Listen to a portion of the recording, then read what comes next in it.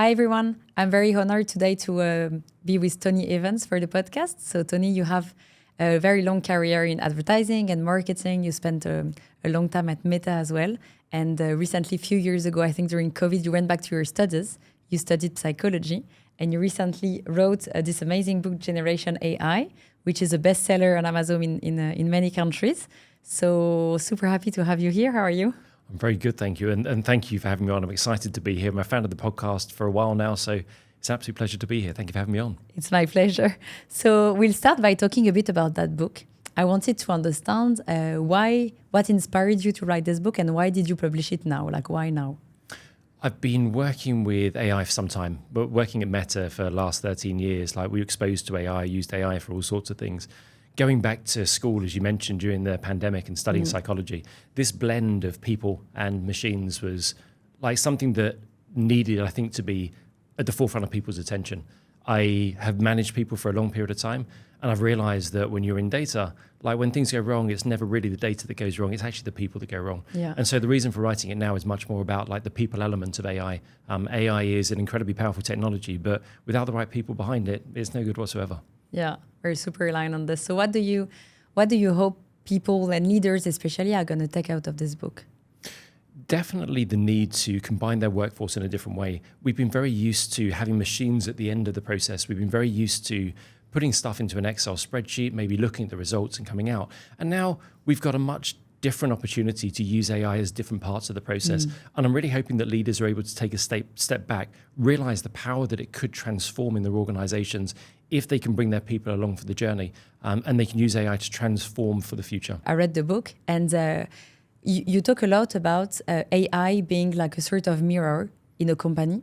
Can you tell us a bit more about this? Is it like, what do you mean by being it a mirror? Does it mean that like all the good things, it's going to show the good things that are happening in the, like for example, the good culture, etc. It's going to actually show it, and as well, all the pain points are going to become even bigger. What do you mean exactly by this? I think of it in a more negative way than that, like holding up a mirror to ourselves in an organization. If things are not correct when we try and apply AI, like it's not going to paper over the cracks, right? Yeah. So data, everything in AI is data-based, right? Like data is underneath all of this stuff. If you try and build on top of sloppy data, you're not going to get anywhere. If you try and build on top of bad processes, you're not going to get anywhere. If you try and give people tasks that they're not equipped for, you're not going to get anywhere. And so like AI really just holds up that mirror to the organization to show the problems really that exist. If you don't deal with those problems, if you don't deal with how data is housed, how it's cleaned, how it's stored, how it's retrieved, like that, none of that stuff will help you in the future. AI won't get rid of that problem.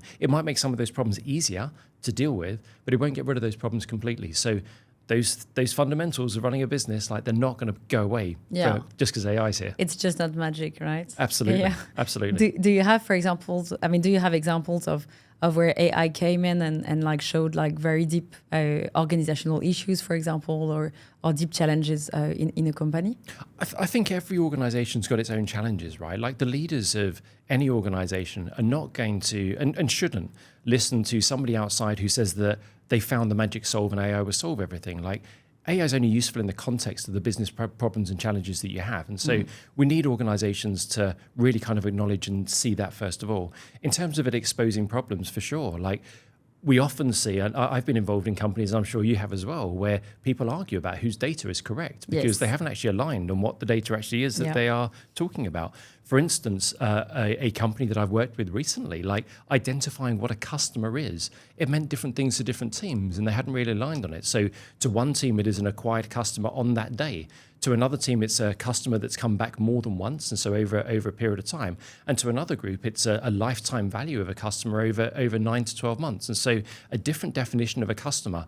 Each of those have different incentives to go for, and the different teams have different incentives to go after those different groups. And so aligning those different teams on what a customer is an example of like why we need to be aligned on it. Like whatever the data point is, everyone needs to be much more aligned on that as a starting point, I think, to avoid getting these things wrong. And do you think that's the main challenge today in AI implementation? The fact that like basically a lot of companies and people just like go straight into the implementation of AI products or AI processes or whatever, and they forget about like just going into the root causes and trying to first look into this and solve this before actually putting the shiny technology, processes on top of it?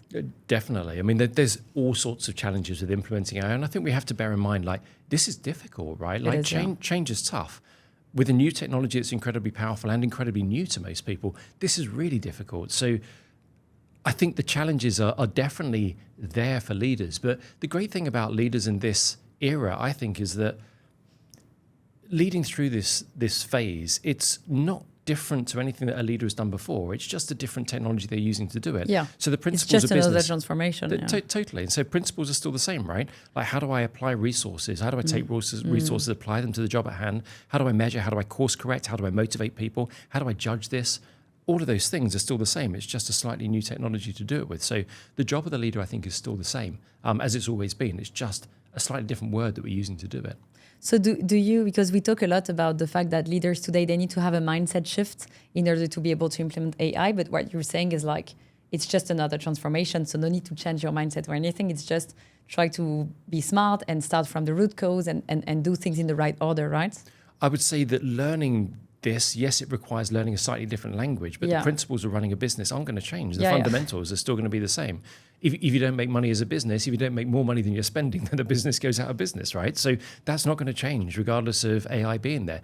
The opportunity for it to change and transform things is immense. And so there's a lot of power in that.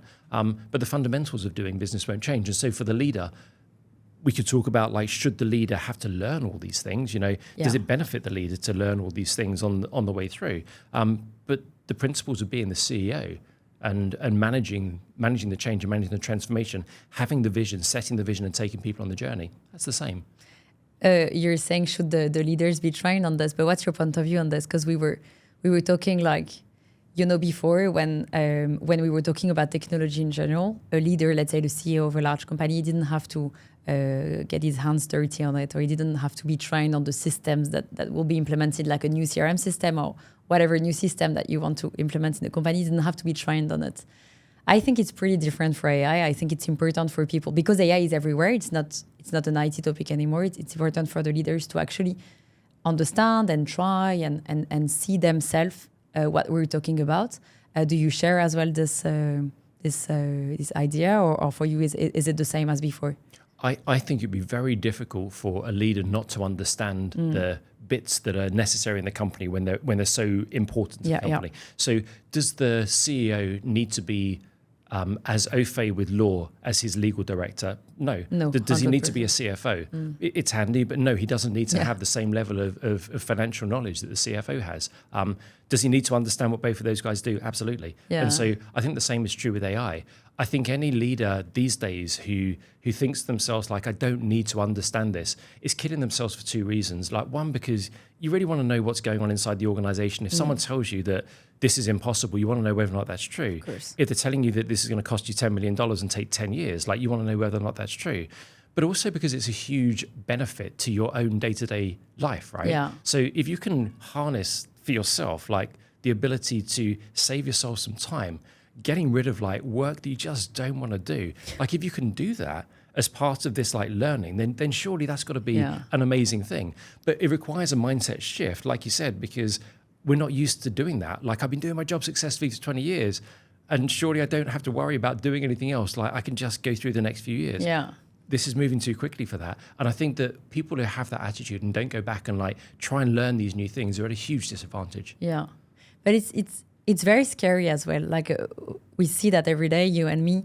But, like, as a leader, let's say the CEO of a company, again, let's take always this example, to be like, okay, I understand more or less. So of course I understand the CFO job, I understand the CTO job, whatever. I understand more or less what AI is and what impact it can have on my products, on my operations, on my business. But then I don't want to apply it to my own job because I can be scared that AI could, replace. I mean, that's the fear of everyone, but AI could replace a bit my role.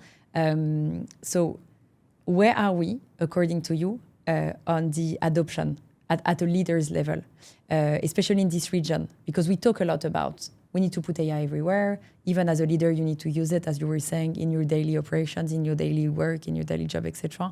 Do you think we are there yet? This mindset shift that you were talking about, is it happening? Or like where are we in terms of adoption of mindset shifts?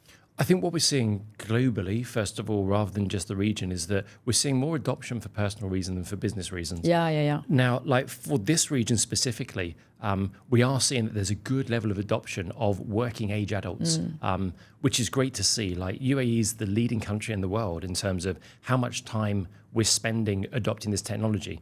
Are we using that all for work purposes? The answer is no. Like, whilst it hasn't been studied specifically for the UAE, if we follow the pattern of the world, like we are in the same position as everyone else, that we're not really making the most of it, right? Which is a bit of a waste. But that's probably a time thing, right?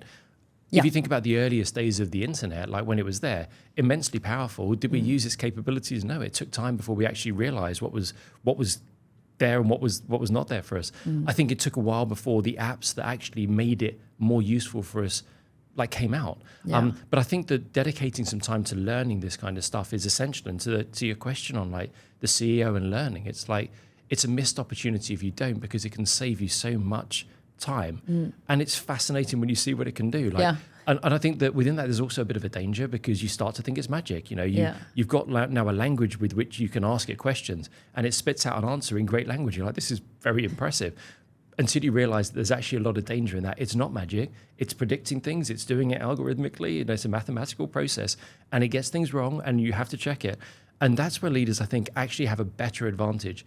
When you've been a leader for a while, and you know with a few grey hairs that things go wrong, and you know that people make mistakes, if you've ever been embarrassed in a room by presenting the wrong figure because you hadn't checked it thoroughly enough, you never do that again, right? And so I think that's the advantage that leaders have got, to be a little bit skeptical and battle hardened, right? Of not wanting to make that mistake with AI. I can't just trust the intern's work when I go into a board meeting, right? That would be ridiculous. So why would I do it with AI? Yeah, you're right. You're so right. And that's when we say, I mean, when I do the trainings, I always tell people, I just use AI on topics that you know, because you're able to actually check if it's right or wrong. You can't just like trust it blindly. So indeed, as a leader, you know your business, you know your company, you know your industry. So it's much easier to double check what AI is giving you as a result.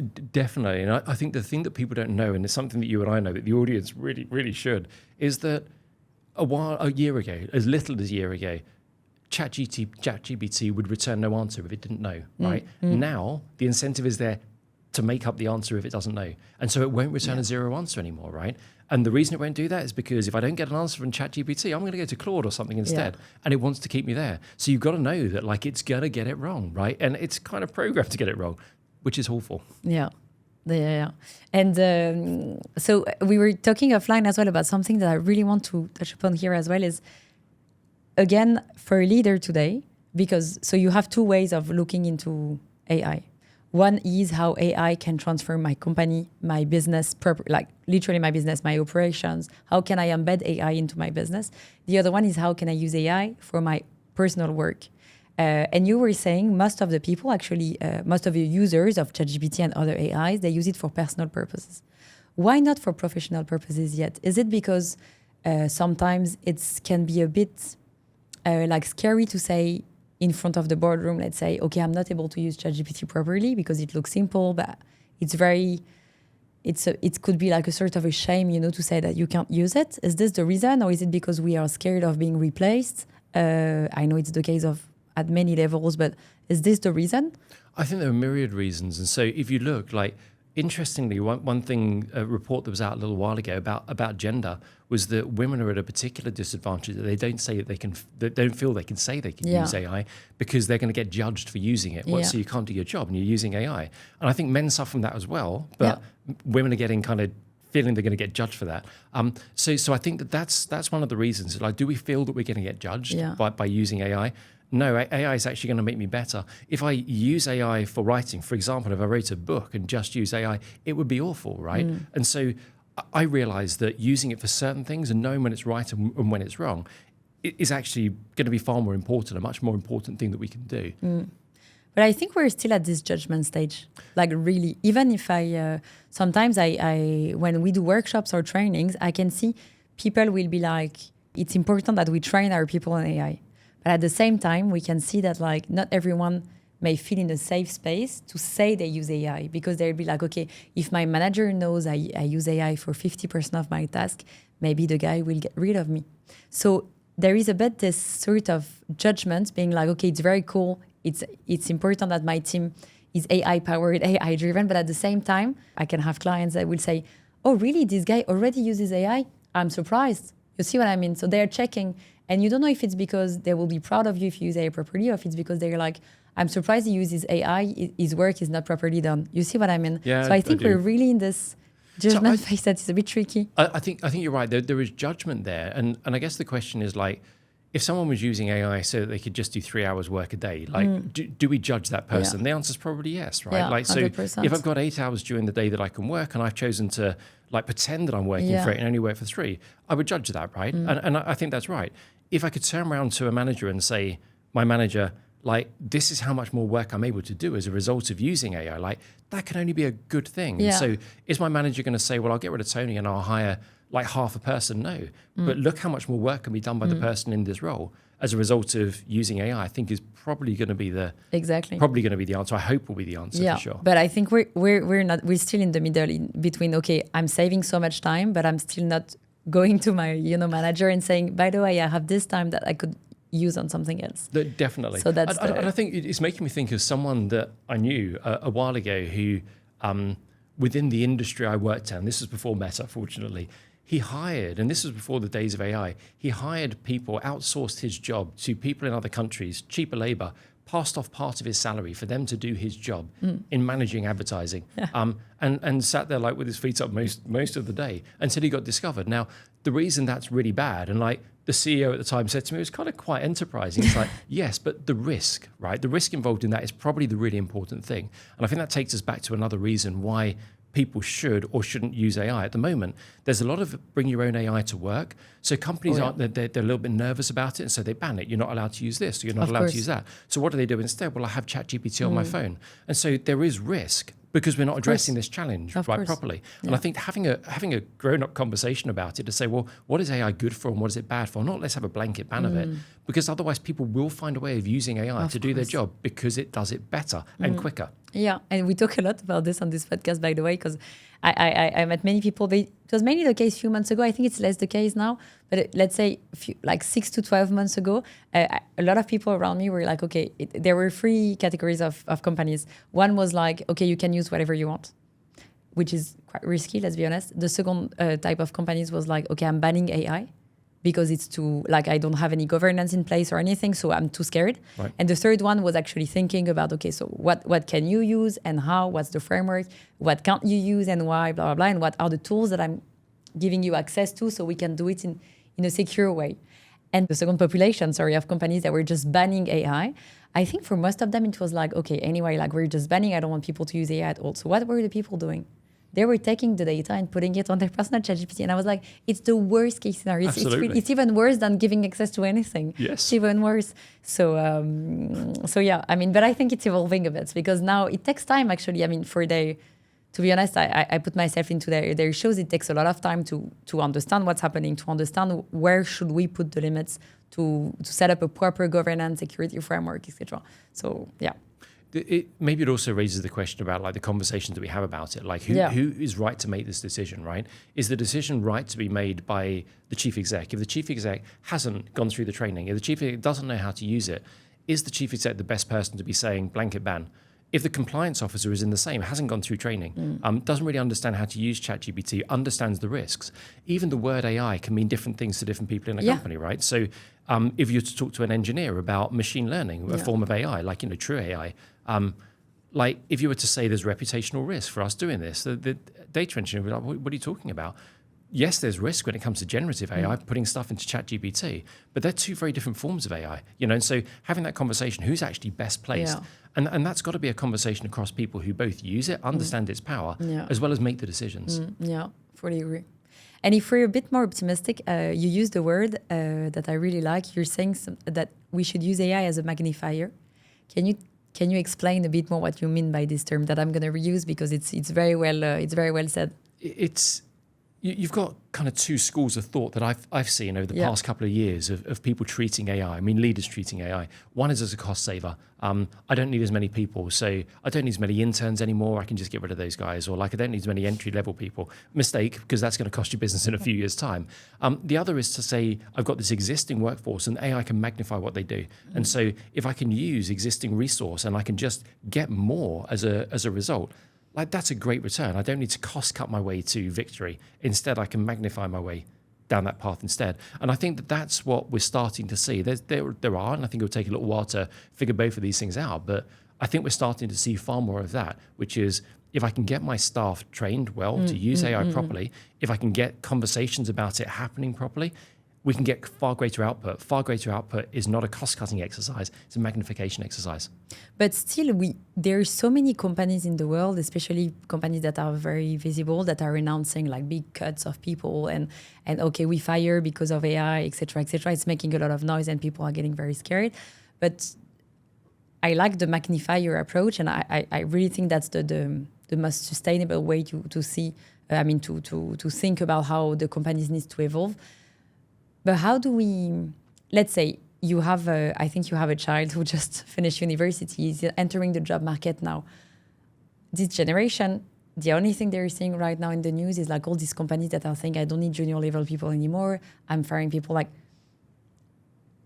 what's the direction we're taking? I think it's going to take a little while for that to like really wash out. What's we're the true reason? In the big mess, right? Yeah, definitely. And so, yes, sadly, people who are entering the job market right now, I think they're caught up in that wash, right? Super scary, yeah. But I think that what I've seen, it's anecdotal in some places, is I spent all this money getting in an expensive consultant to help me through this transformation. I've got to pay for that somehow. And so how do I justify that? Well, there's 50 jobs, right? Like, I don't know there's 50 jobs anymore. And I think in a few years' time, we'll see that didn't really work out particularly well. And it didn't work out particularly well because, like, who's your manager going to be in a few years' time if you don't hire them now, right? There still needs to be a business that's going to be run in the future. So I think that is a factor of things that, you know, we'll still see play out. Yeah, for a few years still, I do think it also comes back to like the short-term versus long-term nature. Yeah. And this is possibly a little more complex than like what we're here to talk about, right? Like, so much of the business of being an FD at the moment, and most of C-suite seems to be focused on a shorter and shorter time span than it used to be. Yeah. You know, and so if we think about these investments, we think about R&D investments that companies make. The R&D investments made by the tech companies, right? They were spending a lot of their budget, like 15, 20% and more of their budget 10, 15 years ago, right? And doing it consistently. And you think about the R&D that a lot of companies are spending now, if they don't see the return, if they're not in that world, they don't see the return within the next like 18 months, they're not interested, right? So AI investment, investing in people, investing in training people, like all of that stuff, it's expensive. Does it pay off in this 6-month period? Probably not. Like, is it going to pay off for the long term? Absolutely. Yeah. It's very interesting. And I think we need to be as well. I don't want to be the type of, I don't want to say like, okay, but by the way, we shouldn't cut off any jobs and all your jobs are going to evolve, and don't worry, it's not true. Like, in reality, there are jobs that are going to disappear, new jobs that are, yes. Let's be very honest, like, it's going to change. So they should. Yeah, of course. And it's maybe a good thing, I don't know. But okay, so you're saying as well, I think that some leaders were not prepared for AI. Why that? Can you tell us a bit more about this? Leaders are just busy, right? Like, they're busy running the business and returning. There's a lot of responsibility on the leaders that are there, like looking after thousands of people and their livelihood, you know. And so, like, it's very easy to, I think, get caught up in. It's very, very easy from the outside to throw stones and say you should be doing this. But like, when you're on the inside of that, like, the stress and the impact of that is incredible. And so I think that I don't blame any leaders for being, well, let's see how this plays out. And also looking for a quick solution. And I think that you can get snared into this kind of way of thinking that there are magic solutions. You know, the one-eyed man in the land of the blind who goes around touting a solution that I've got an agent for you, it's going to cure everything. No. Nothing's going to be cured by someone coming in and saying this with no context of your business, no change of the people. So I think that they're the things that take time. There is also this element, we spoke about change, that change is tough. Like, psychologically, it's difficult for all of us, right? And that's because we're hardwired not to want to change for protection. You know, we are the product of thousands, hundreds of thousands, to millions of years of evolution, right? And the thing that we've learned from doing that is that there is safety in groups and change is difficult and change is dangerous, right? Yeah. And so when you're that hardwired, and we're just in a tiny technological time at the moment, very difficult to all of a sudden be like, well, it's safe for me to change and do something completely different. I think when we think about a market like this as well, the psychological safety of being able to turn around and say, well, I did it wrong. And that should be completely acceptable. What I knew 3 years ago with the technology I had at the time, that was the right investment to make. I wouldn't make that decision again today. People find that very difficult to do here. And I understand why. It is, yeah. And that is also a cultural thing from leaders to be, can we actually create this environment where people can turn around and say, it was right then, it's not right anymore. Yeah. We talk a lot about, since the beginning of the interview, about leaders. And we talk about how they can adopt AI and how they can get trained, etc., and how they can be AI powered. There is one other topic that really interests me, and it's in the title of your book. It's how these leaders that are usually from older generation, let's be honest, they are as well being really challenged by the new generations coming. The reason why I'm saying that is like, what I see on the ground at my clients as well is that sometimes in the same room you will have, let's say, the general manager of a company, that is how you described it a bit earlier, that will be the person who knows the industry, who has the experience, who is actually very smart and who has all of this. And then in the same room, you'll have the intern or the junior, let's say, of the company, that will be like, okay, I'm using ChatGPT as my best friend. I put everything into it and super agile in using new tools, etc. And so in the same room, you'll have two people working for the same company. One is a bit more concerned about ethics and super expert in the industry, doing the job properly, been there for 20 years, but a bit less agile, obviously, because not from an AI or even an internet generation. And then this person, so she or he, will be challenged by the juniors, let's say, that are completely like technology driven, super agile. They don't need any training really to use the tools themselves, but they are not scared about anything. They don't care about the data they put into it, etc. There is such a clash between the generations.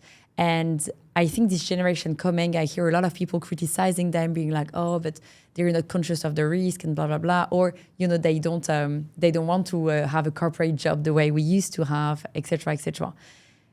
And instead of criticizing them, I'm like, okay, but now we are the ones, we need to welcome them in our companies, but they don't want to have our corporate jobs. Like, there is such a big clash of generation because of, around AI as well, because they'll be the users, like in the room actually with people from different generations, the one that knows the least about the tool is actually the most senior person. So how do we manage this generation gap? I think first and foremost is realize the skills are complementary. Yes, of course. That we've got like very different things, and to be able to accept that these skills that I have over there can be complemented by these. So those with a few grey hairs who have battle hardened and have seen disasters. If you've lived through a Cambridge Analytica scandal, for argument's sake, like there's things that you will make sure never happen again, right? There are a number of jobs that you could point to where being young is an advantage. You are much more likely to take risk when you're young. Yeah, and of so course. if you look at the most successful traders that have been over time, I don't know the most successful, but certainly a lot of them, you're young because your appetite for risk and what you're prepared to do is very different when you're in your 20s than when you're in your 50s, and that's because of experience. And so like the both of those being married together, I think is very important, but there needs to be humility on both sides to learn from each other. And so I think if you look at the new entrants to the workplace, sometimes they can be a little bit mischaracterized as being arrogant. Yeah.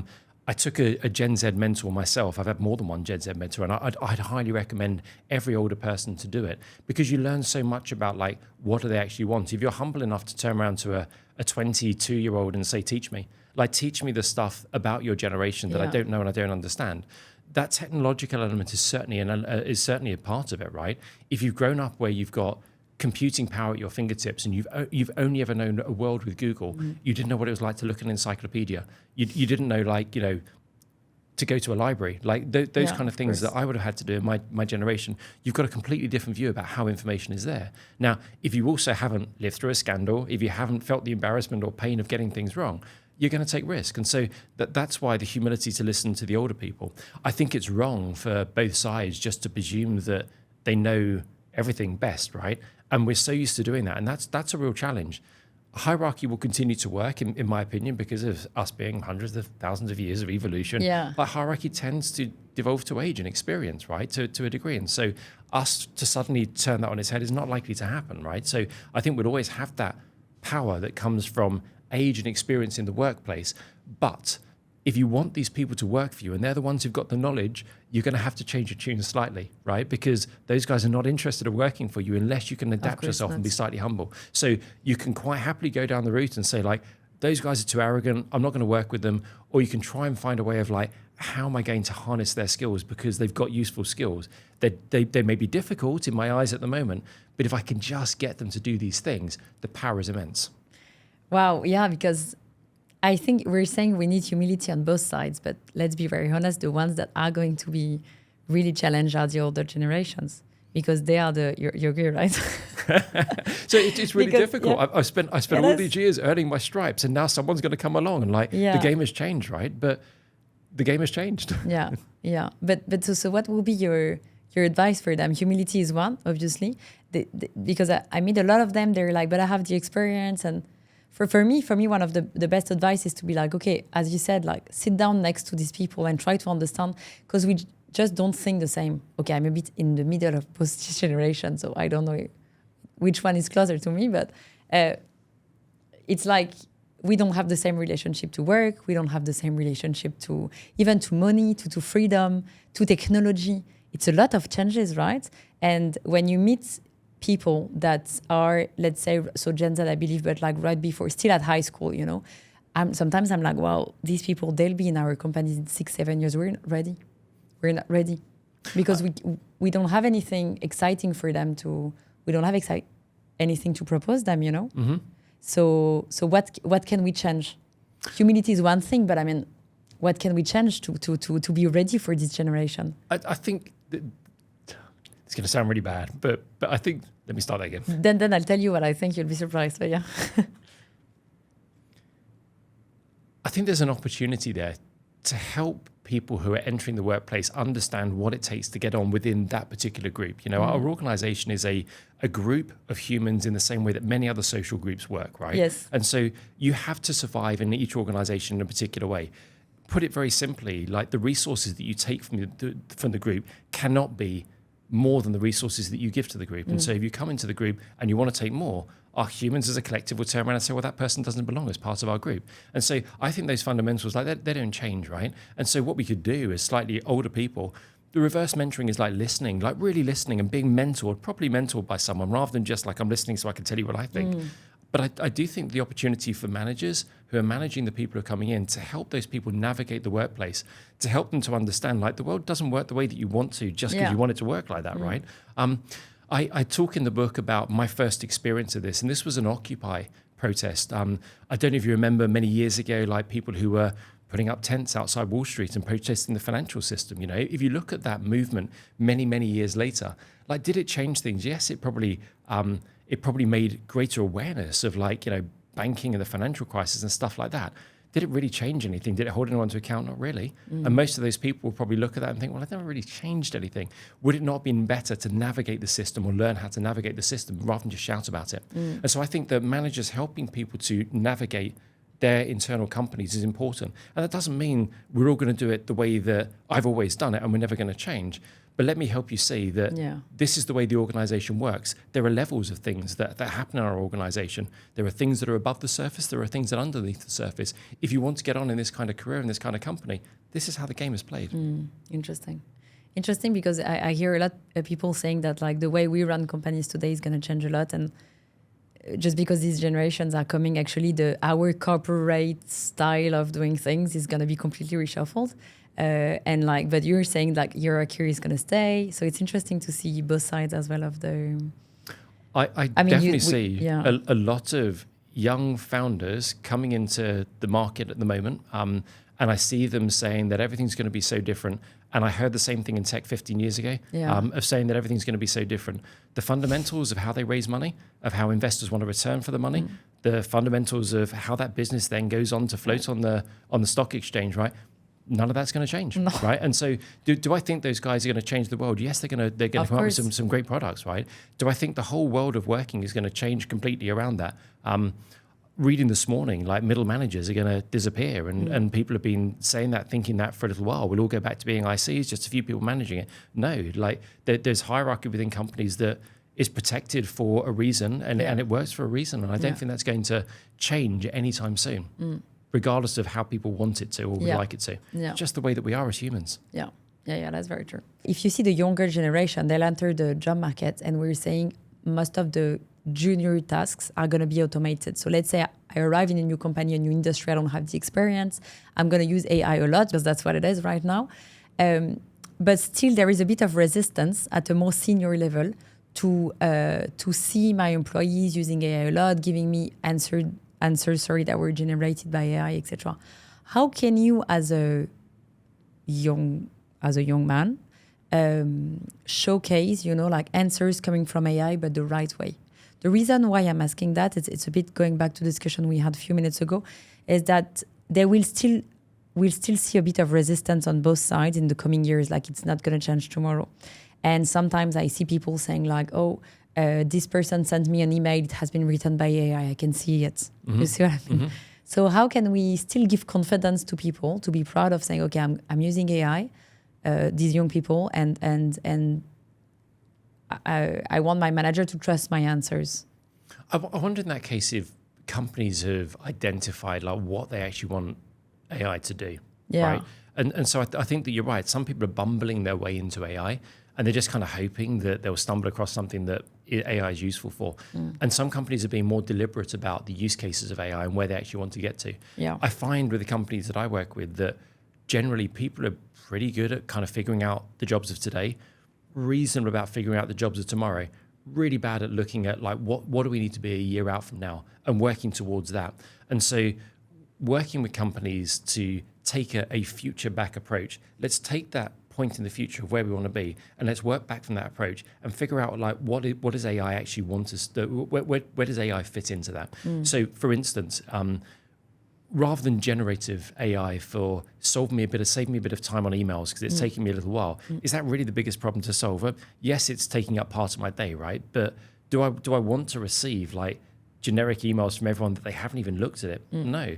Like, if the problem that we're trying to solve instead is automations, like information being passed backwards and forwards by email that we could have had in a different form, a young person coming into the market, into the workplace who says, let me work on this automation or workflow that takes information from here and inserts it into this over there. So it's, credit control who are emailing the sales team. And instead of doing that, like this automation can be built and the information can be pulled and put into a spreadsheet that everyone's got access to. And then something else can happen to that. For instance, like finance can then have a view into that because the dashboard can then be used for argument's sake to look at that data. Like that's a much better use of that person's skill coming in rather than just like, can I use it to write emails?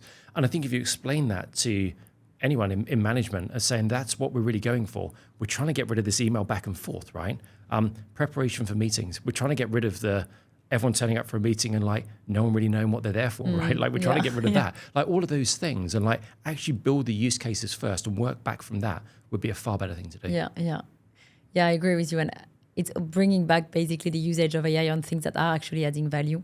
And as well, not hiding, I think it's a bit what you were saying as well, but like not hiding the fact that it's okay to use AI. That you use it. All right. And then another thing I wanted to discuss with you is I know you used a lot of gamification to train or to encourage people to actually see value in using AI on some part of their job. You mentioned you were using like the Google Prompting Challenge, for example.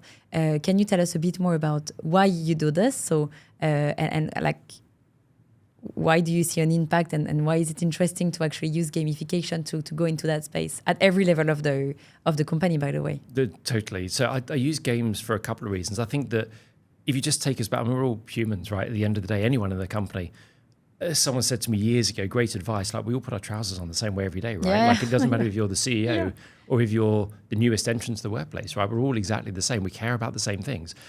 the way that we have communicated as humans for some time, storytelling to pass stories down around a fireplace is another kind of interesting one that over years is a place of safety where people feel that they can connect far better.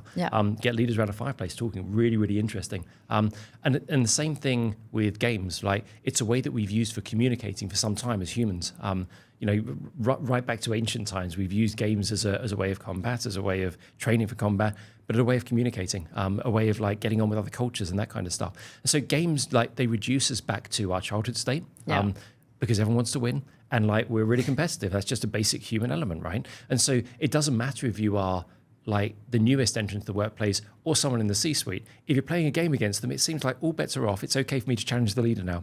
And that's why games work really well. So to the Google game, first of all, in prompting, if you have a game, instead of, and this is what I use to help people to understand what the prompt is all about and how to create better prompts. Google have got this great game. It's a good one to use where you've got a picture, describe that picture. You've got 140 characters, and you've got to describe it so that the AI can recreate it. And it gets more and more difficult. You have to be like 50% accurate, first of all, then 60%, then 70% accurate. And it's so frustrating, right? Yeah, because it gets more and more difficult to do at 140 characters. And so you want to go through the levels, but you want to beat the game, right? So everyone gets into it, and you're learning whilst you're doing that of what the machine is responding to. And so like in the background, instead of someone saying, you've got to do this, then this, then this, all of a sudden you've got like this great example of like, I'm just learning by doing, right? And everyone loves it. So I find that regardless of the level, as long as, yes, there's a couple of people like, oh, I'm not going to play a game, but I'm sure they play it when they get home instead. Of course. So that's one form of game. The other game, if you don't mind if I mention, that I'm finding, because it's been incredibly useful at the moment, I'm finding a game that I've been using for team bonding.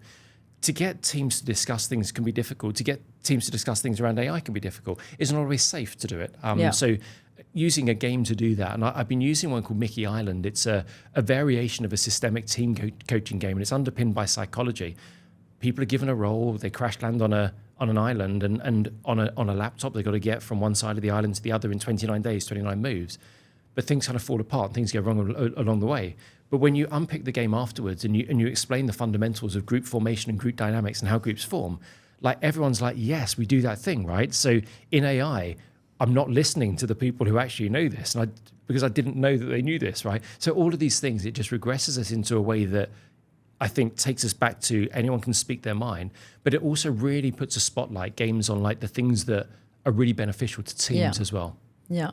That's a very interesting one. Usually I use a lot this prompting challenge, and I think obviously one of it's a good sort of icebreaker when you have a group.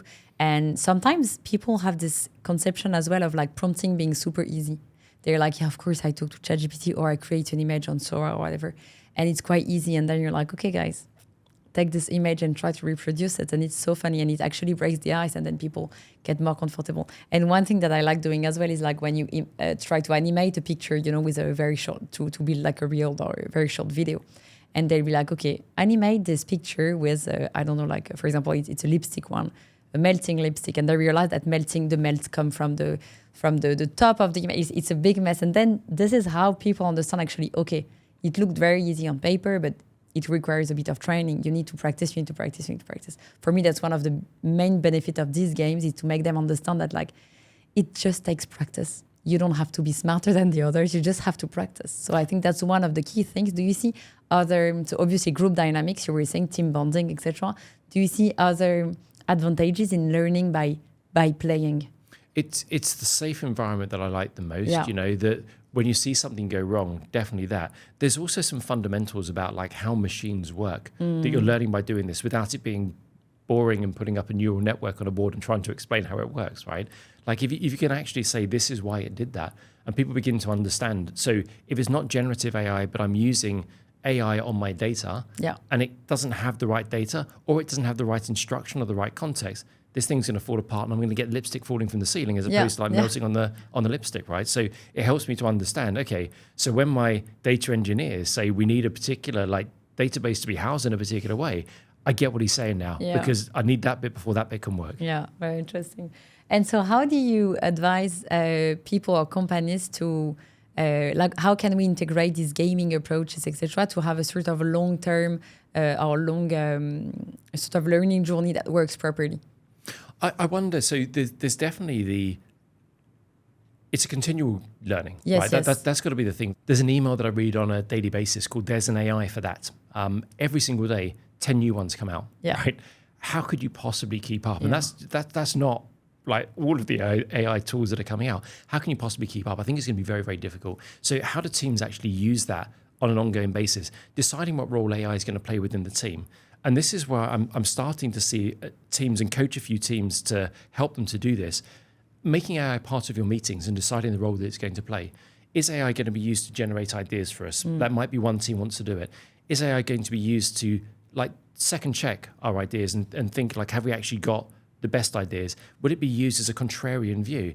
Decide the role that it's going to have in the meeting and actually perform that in the meeting. And so we've now got a team of us together, and the fifth chair is for AI. Yeah. And like, this is what we'll use AI for. And so the decision is that different person will use it in the meetings. No one uses it on their own. We'll use the AI to be the contrarian view. We've all decided on this. ChatGPT, tell us why we're wrong, and using it like that. So I think that educating people so that they can grow and learn from it after they've got the fundamentals will be the next phase that we see. Yeah, that's very interesting. We used for co-development workshops, we used AI as a person, and it was so interesting, even just to see how even people were behaving with AI or how they were briefing the AI, and everyone does it so differently. But what I understand from the conversation is like we don't have the playbook anyways for. About the coming years and how should we integrate AI properly, etc. So for you, what would a great leader look like in this area where we absolutely don't have the playbook of what's coming? Understanding that what you need to create most as a leader is a learning team. Any team that is not learning at any time in history, but certainly now in the AI age, that is not learning at least as fast as the world around them is developing is on the path to extinction. So we've got to get people learning more quickly than they used to in the past. There's a collective intelligence. This isn't about individuals, right? Yeah. This is about a collective intelligence. It is way easier to get teams to learn this stuff together and to use their collective intelligence and try and get individuals to do it and then to pass their knowledge on. So leaders should be investing in this and investing in their teams to say, like, this is going to be really important for us because it gives us an advantage. Secondly, helping the teams to invest in their collective intelligence, giving them space to do it, but giving them the resource to do it as well. Back to the point about resource and the research and development that the big tech companies do. There's a reason why those companies are now the top 10 leading companies in the world. I think all 8 out of 10 of them are traditional tech, are new tech companies rather than traditional companies. Investing in this and saying we need to do it. Part of the investment might be we'll invest in the tools. Part of it might be we'll invest in the experimentation because we're going to get this stuff wrong. Yeah. But it's only by experimenting again and again that great things are found out, right? And then part of it's giving them the space to do it. And I think that that's something that leaders could do quite easily, to turn around and say, we've decided that Mondays, like, let's can meetings. Let's not do meetings on Monday and use that time instead to learn as teams, or Monday afternoons or Friday mornings or whatever it is. And on those times, like, let's decide as a company not to put meetings in and instead to learn as a team. How do we use AI and integrate it into our workflows? Do you think here in this region, companies have this mindset of investing in people, investing in terms of learning, I mean? Because here you can get rid of your employees quite easily, I mean, legally speaking. So do you think we have this mindset of training the people? I'd like to think so, because there's so much investment being done in AI by the country overall. If we look at the fact that we're the leading market in the world for AI usage, you look at the amount of work that the government is putting into becoming a leading nation, the infrastructure as well as the investment for themselves in AI, that's all like, everything's built perfectly for us, right? The next stage of like investing in the people, I'd like to think that companies are smart enough to be, well, this isn't going to happen on its own. We've now got to take our people on the journey as well. Yeah. And taking them on the journey is like providing them with education for sure, but also providing them with the space and the environment in which they can actually learn. Yeah. And that's not as simple as just handing them a playbook and hoping that everything's going to be okay. It's going to be about experimentation. It's going to be about forgiveness when things don't go right, because they don't always go right and they won't always go right. And so creating that kind of culture. And that's one thing that I don't know we do particularly well here, and that's the culture creation of it's okay. It's okay that didn't work out, and you're not going to get fired, because people do worry about that. Yeah, of course, yeah. And there is as well this thing of like, as a leader, showing example by sometimes being okay to say that I don't know. You see what I mean? Like, it's okay that I don't know. It's not because I'm the most senior person that I'm, especially in AI, it's like we know that the most agile and the most even knowledgeable people, technically speaking, are the youngest one. So the most senior one, they should be, it's difficult, but they should be able to say, okay, on this, I don't know. I'm going to ask a younger person to help me. You see what I mean? The most senior leaders that I've met here in this market have been exactly like that, have been totally happy to say, I cannot be the expert in everything. Yeah. It makes me think of the Steve Ballmer quote. Steve Ballmer, ex-CEO of Microsoft, many, many years ago, was asked a question by an engineer when he was like pretty fresh as a CEO in their annual conference. And the engineer turned around and said to him as the new CEO, when he was on stage in front of everyone, you're not an engineer. How do you possibly think you can lead an engineering company? And he turned around quite arrogantly, because he was quite an arrogant man. He turned around and he said, there's not a single job in this company I don't think that I could do better than anyone else if I had the time to learn to do it. But the fact is I'm good at being the CEO, so I'll be the CEO. And that within that, whilst it's a horrendously arrogant kind of statement, there's a lot of truth. But it's very true. Which is like, what is your real skill? Yeah. Every one of us has something we can do better than somebody else, right? And the job as a leader, is my job to be the expert at this? Is my job as an IC to be the expert at that? No, like my job is to like just have good levels of expertise in learning at the thing that I do. I don't have to feel threatened by it, right? Like, and that's probably the best message for leaders. It's not a threat, right? Yeah. And you don't have to be good at all of these things or feel bad that your technical guy is going to be more technical than you are at it, because you're good at being the CEO. For leaders listening today, what will be one action they could take to actually change the way they're leading with AI this week? I'm going to be cheeky and blend in more than one. Like the first is accept where you are. Yeah. I refer to the Kubler-Ross stages, like they're originally the stages of grief, right? Like denial, anger, bargaining, etc. Like accept where you are. If you're in denial, like let that go. Like if you're in denial, this is happening, right? And you're angry about it, like you've got to let that go. That's the very first thing that you should do. You should acknowledge that this is happening and be prepared to go through the change. It's change, right? Yeah. And I think the second thing to do is like give space to people, work out what people need to do to go through the change. Just like you, if you're struggling with the change, like everyone's going to be struggling with this change, because change is hard, because as humans, we're hardwired not to do it. And so it requires expertise. It requires help in order to help you through that change. Be humble enough to know that you're not going to do everything. Don't stick your head in the sand. Like let people experiment and let them grow. Create a learning organization. Yeah, I love it. And so what makes you that optimistic about these new like AI-driven organizations? I think like so many other people, as soon as you see the power of what machines can actually do, when you've been on the inside of that, like you know it's incredibly powerful. So you know that it's got a good future ahead of it. It's not new, it's been around for a long time, but it's coming into its moment right now. What makes me optimistic about like what you and I do at the moment is that we involve people in this. You know, and I truly believe that the next iteration of our businesses isn't going to be the transactional way of just like, I've paid you this and therefore you'll do this job and you'll be able to learn it. It's going to be much more transformational, as we've been trying to do as leaders for the past like 10 years, 15 years or so, transforming groups of people, collective intelligence, like that's the power that we'll see in the future. So that's why I think that we're in a great space.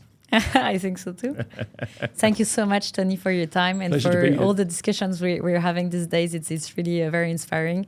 And to everyone listening, go get this book. It's everywhere on Amazon and on Amazon, Barnes & Noble, like all of the best bookstores, Foils, etc., etc. Plus, we were talking just before the episode, it will force you to read a bit, which is good these days. People forget to read. It's a very good one to have. Thank you so much, Tony. Thank you for having me. See you soon.